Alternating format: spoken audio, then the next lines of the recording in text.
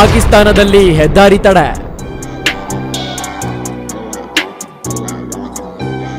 ದಂಗೆ ಎದ್ದ ಬಲೂಚ್ ಆರ್ಮಿ.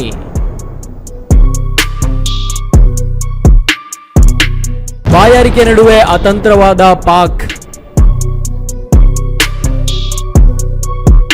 ಭಾರತದಲ್ಲಿ ಭಯೋತ್ಪಾದನೆಯನ್ನು ಹರಡುತ್ತಿರುವ ಪಾಕಿಸ್ತಾನವು ಆಂತರಿಕ ಸಂಘರ್ಷದಿಂದ ಕೆಟ್ಟ ಸ್ಥಿತಿ ತಲುಪಿದೆ. ಹೌದು, ಪಹಲ್ಗಾಮ್ ದಾಳಿ ನಿಮ್ಗೆಲ್ಲ ಗೊತ್ತೇ ಇದೆ. ಇದರ ಬೆನ್ನಲ್ಲೇ ನಮ್ಮ NIA ಭಯೋತ್ಪಾದಕ ದಾಳಿಯಲ್ಲಿ ಪಾಕಿಸ್ತಾನದ ಕೈವಾಡ ಇದೆ ಅನ್ನೋದನ್ನ ಬಹಿರಂಗಪಡಿಸಿವೆ.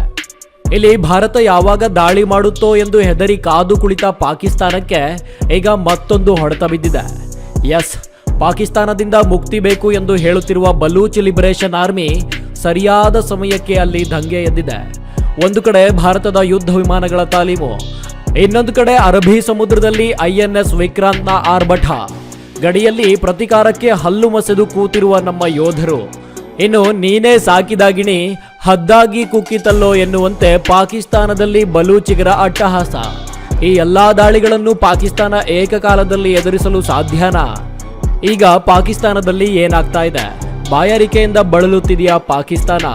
ಏನ್ ಮಾಡುತ್ತೆ ಆ ಲಿಬರೇಷನ್ ಆರ್ಮಿ ಅನ್ನೋದನ್ನ ಮುಂದೆ ಹೋಗ್ತಾ ಹೋಗ್ತಾ ನೋಡೋಣ ಬನ್ನಿ.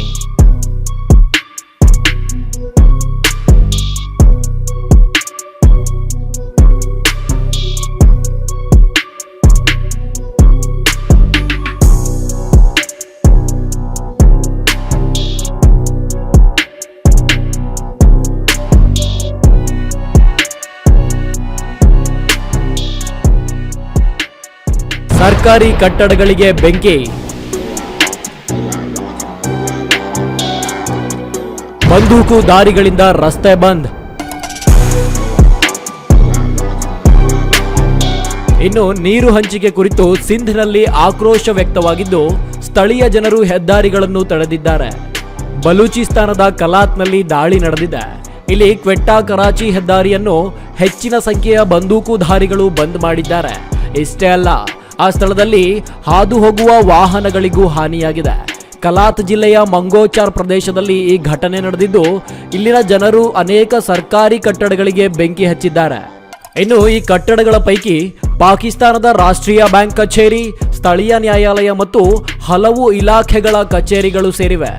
ಈ ಬೆಂಕಿಯಲ್ಲಿ ಕಟ್ಟಡಗಳು ವ್ಯಾಪಕವಾಗಿ ಹಾನಿಗೊಳಗಾಗಿವೆ ಎಂದು ಅಲ್ಲಿನ ಪ್ರತ್ಯಕ್ಷದರ್ಶಿಗಳು ಹೇಳಿದ್ದಾರೆ.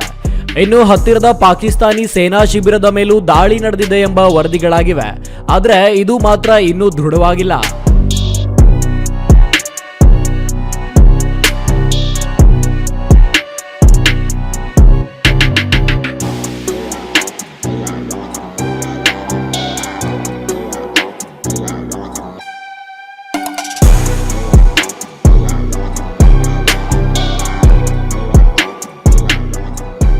ಕರಾಚಿಯಲ್ಲಿ ಬಲೂಚಿಗರ ಕರಿನೆರಳು. ಸೈಕಲ್ನಲ್ಲಿ ಬಂದ ಬಲೂಚಿಗರು. ಪಾಕಿಸ್ತಾನಿ ಸುದ್ದಿ ವೆಬ್ಸೈಟ್ಗಳ ಪ್ರಕಾರ ಈ ಬಲೂಚ್ ಆರ್ಮಿ ರಾಷ್ಟ್ರೀಯ ಹೆದ್ದಾರಿಯಲ್ಲಿ ನಿಲ್ಲಿಸಿದ್ದ ವಾಹನಗಳನ್ನು ಪರಿಶೀಲಿಸಿದ್ರು.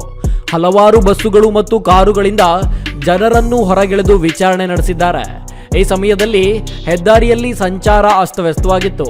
ಕರಾಚಿಯಿಂದ ಕ್ವೆಟ್ಟಾಗೆ ಸಂಪರ್ಕಿಸುವ ಹೆದ್ದಾರಿಯನ್ನು ಸಂಪೂರ್ಣವಾಗಿ ನಿರ್ಬಂಧಿಸುವ ಮೂಲಕ ಈ ರೀತಿಯ ತನಿಖೆ ನಡೆಸಿರುವುದು ಒಂದು ಪ್ರಮುಖ ಘಟನೆಯಾಗಿದೆ.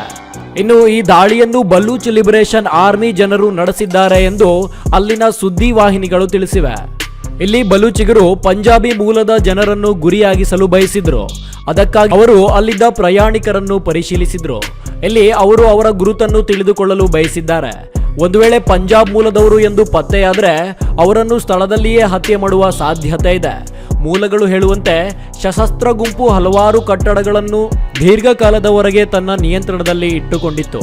ಈ ಘಟನೆಯ ಬಗ್ಗೆ ಮಾಹಿತಿ ಪಡೆದ ನಂತರ ಭದ್ರತಾ ಸಿಬ್ಬಂದಿ ಸ್ಥಳಕ್ಕೆ ತಲುಪಿದ ತಕ್ಷಣ ಈ ಜನರು ಸ್ಥಳದಿಂದ ತೆರಳುತ್ತಿದ್ರು. ಇಲ್ಲಿ ನಾಚಿಕೆಗೇಡಿನ ಸಂಗತಿ ಎಂದ್ರೆ ಪಾಕಿಸ್ತಾನಿ ಭದ್ರತಾ ಪಡೆಗಳಿಗೆ ಯಾರನ್ನೂ ಹಿಡಿಯಲು ಸಾಧ್ಯವಾಗ್ತಾ ಇಲ್ಲ. ಇಷ್ಟೇ ಅಲ್ಲ, ದೀರ್ಘಕಾಲ ಶ್ರಮಿಸಿದ ನಂತರ ಹೆದ್ದಾರಿಯನ್ನು ಕಾರ್ಯರೂಪಕ್ಕೆ ತರಲಾಯಿತು. ಇದು ಮಾತ್ರವಲ್ಲದೆ ಮತ್ತೊಂದು ಘಟನೆಯಲ್ಲಿ ಶುಕ್ರವಾರ ರಾತ್ರಿ ಮೋಟಾರ್ ಸೈಕಲ್ಗಳಲ್ಲಿ ಬಂದ ಶಸ್ತ್ರಸಜ್ಜಿತ ವ್ಯಕ್ತಿಗಳು ಚೆಕ್ ಪೋಸ್ಟ್ ಮೇಲೆ ದಾಳಿ ಮಾಡಿದ್ರು. ಈ ಜನರು ಟೋಲ್ ಸಂಗ್ರಹಣಾ ನೌಕರ ಹಜ್ ನಮಾಜ್ ಅವರನ್ನು ಕೊಂದಿದ್ದಾರೆ. ಅಷ್ಟೇ ಅಲ್ಲ, ಸ್ಫೋಟದ ಪರಿಣಾಮವಾಗಿ ರಸ್ತೆಯಲ್ಲಿ ನಿರ್ಮಿಸಲಾಗಿದ್ದ ಸೇತುವೆಯೂ ಸಹ ಸುಟ್ಟು ಭಸ್ಮವಾಗಿದೆ.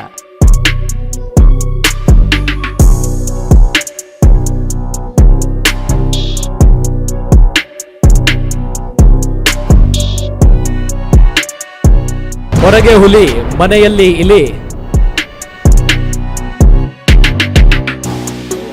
ಬಲೂಚ್ ದಂಗೆಯನ್ನು ಮಟ್ಟ ಹಾಕದ ಪಾಕ್. ಇಲ್ಲಿ ಪಾಕಿಸ್ತಾನ ಇಡೀ ಭಾರತವನ್ನು ಅಣು ಬಾಂಬ್ ದಾಳಿ ಮೂಲಕ ಸುಡುತ್ತೇವೆ ಎಂದು ಗೊಡ್ಡು ಬೆದರಿಕೆ ಹಾಕ್ತಾ ಇದೆ. ಆದ್ರೆ ಅಲ್ಲೇ ಇದ್ದ ಬೆರಳೆಣಿಕೆಯಷ್ಟು ಬಲೂಚಿಗರನ್ನು ಸದೆ ಬಡಿಯಲು ಆಗ್ತಾ ಇಲ್ಲ. ಇನ್ನೇನಾದ್ರೂ ಒಂದು ವೇಳೆ ಭಾರತ ಮತ್ತು ಪಾಕಿಸ್ತಾನ ನಡುವೆ ಯುದ್ಧ ಪ್ರಾರಂಭವಾದ್ರೆ ಭಾರತದ ದಾಳಿಯಿಂದ ತಪ್ಪಿಸಿಕೊಳ್ಳೋದು ಬಿಡಿ, ಬಲೂಚಿಗರಿಂದ ತಪ್ಪಿಸಿಕೊಳ್ಳಲು ಪಾಕಿಸ್ತಾನದ ಬಳಿ ಸಾಧ್ಯವೇ ಇಲ್ಲ.